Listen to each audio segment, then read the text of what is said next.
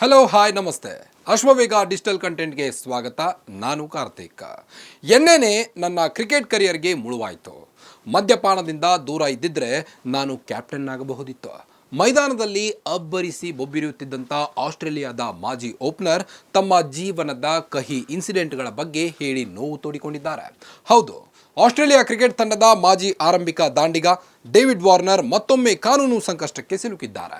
ಈ ವರ್ಷದ ಏಪ್ರಿಲ್ ತಿಂಗಳಿನಲ್ಲಿ ನಡೆದಿದ್ದ ಡ್ರಿಂಕ್ ಆ್ಯಂಡ್ ಡ್ರೈವ್ ಪ್ರಕರಣಕ್ಕೆ ಸಂಬಂಧಿಸಿದಂತೆ ವಾರ್ನರ್ ಪರ ವಕೀಲರು ಜುಲೈ 22ರಂದು ಸಿಡ್ನಿಯ ನ್ಯಾಯಾಲಯದಲ್ಲಿ ತಮ್ಮ ತಪ್ಪನ್ನು ಅಧಿಕೃತವಾಗಿ ಒಪ್ಪಿಕೊಂಡಿದ್ದಾರೆ. ಈ ಬೆಳವಣಿಗೆಯಿಂದಾಗಿ ಮುಂಬರುವ ಬಿಗ್ ಬ್ಯಾಶ್ ಲೀಗ್ ಸೀಸನ್ನಲ್ಲೇ ಸಿಡ್ನಿ ಥಂಡರ್ ತಂಡದ ನಾಯಕತ್ವವನ್ನು ಕಳೆದುಕೊಳ್ಳುವಂಥ ಭೀತಿ ಎದುರಾಗಿದೆ. ಘಟನೆಯ ಹಿನ್ನೆಲೆ ಏನಪ್ಪಾ ಅಂದರೆ, ಏಪ್ರಿಲ್ 5ರಂದು ವಾರ್ನರ್ ಅವರ ಫ್ರೆಂಡ್ ಮನೆಗೆ ಪಾರ್ಟಿಗೆ ಅಂತ ಹೋಗಿದ್ರು. ಅಲ್ಲಿ ಅವರು 3 ಗ್ಲಾಸ್ ವೈನ್ ಹೊಡೆದು ಕಾರು ಚಲಾಯಿಸಿದ್ರು. ಅದೇ ಆ್ಯಕ್ಚುಲಿ ಹೇಳಬೇಕಾದ್ರೆ ಅವರಿಗೀಗ ಕುತ್ತು ತಂದೊಡ್ಡಿದ್ದಂತೂ ಗ್ಯಾರಂಟಿ. ರ್ಯಾಪಿಡೋ, ಊಬರ್ ಅಂತ ಬುಕ್ ಮಾಡಿಕೊಂಡು ಮನೆಗೆ ಹಿಂದಿರುಗಿದ್ದಿದ್ರೆ ಈ ಸಮಸ್ಯೆನೇ ಇರ್ತಾ ಇರಲಿಲ್ಲ.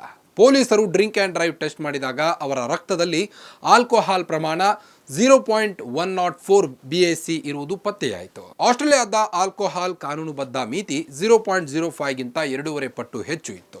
ಒಟ್ನಲ್ಲಿ ಒಬ್ಬ ಉತ್ತಮ ಕ್ರಿಕೆಟಿಗ, ಭಾರತೀಯರಿಗೆ ಹತ್ತಿರವಾದಂಥ ಆಟಗಾರ ಈ ರೀತಿಯಾದಂತಹ ಪ್ರಕರಣದಲ್ಲಿ ಸಿಕ್ಕಿ ಹಾಕಿಕೊಂಡಿರುವುದು ಮಾತ್ರ ನಮಗೆಲ್ಲ ಸಿಕ್ಕಾಪಟ್ಟೆ ನೋವು ತಂದಿರುವುದಂತೂ ಸತ್ಯ.